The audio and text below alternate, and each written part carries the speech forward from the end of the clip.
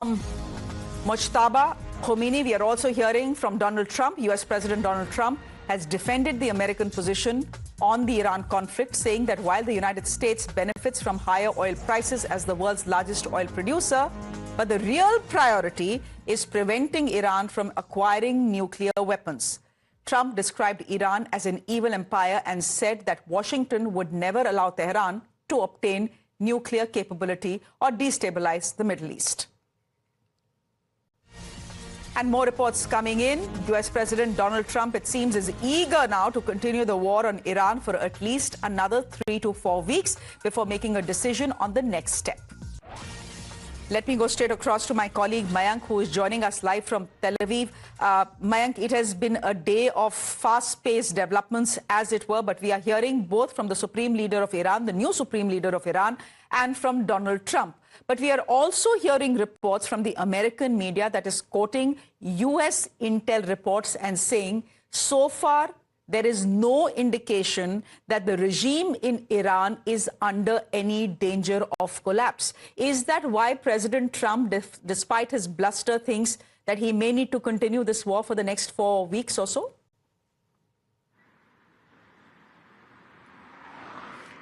It's a very interesting point, actually. In fact, let us bring back our readers to a report which was brought out just 1 week prior to the entire operation started, which was on February 28th. National Intelligence Committee, which is a congregation, or which is a collective wisdom of almost 18 intelligence agencies, has said that it will be unlikely that there will be a regime change. And now you can see on the ground the way the war has protracted, and the leadership, Mojtabakhamenei has picked up the leadership and has come in front, actively talking about taking the war ahead. Now Trump is also speaking the same thing, actually. So if you see the process of entire thing, and the NIC report, National Intelligence Committee report, which had used the word unlikely, is coming true. So you can see the things happening, getting protracted further, getting elongated further.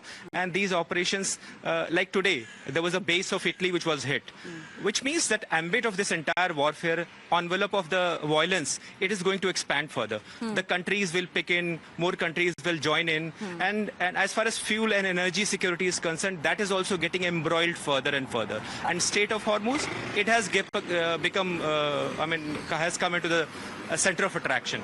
So you can easily see that things are going to get complicated. The war is going to further get protracted. And just to tell you, because we are in Tel Aviv. Exactly. My next question was that you are in Tel Aviv. I want to ask you, what the situation is on the ground as far as Israel is concerned, because Israel has made it very clear that they would like this war to go on for a little longer.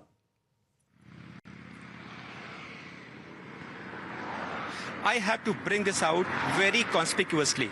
It's a conspicuous aspect which has to be brought out, that almost 15 minutes back there was a siren. Siren which meant that there was a projectile or a missile which was fired by the enemy, and it has to be met. It had to be met or brought down. And the siren was also sort of a sign for the common man here that they get away from the harm's way and get into bunkers. Now we are along the Mediterranean Sea.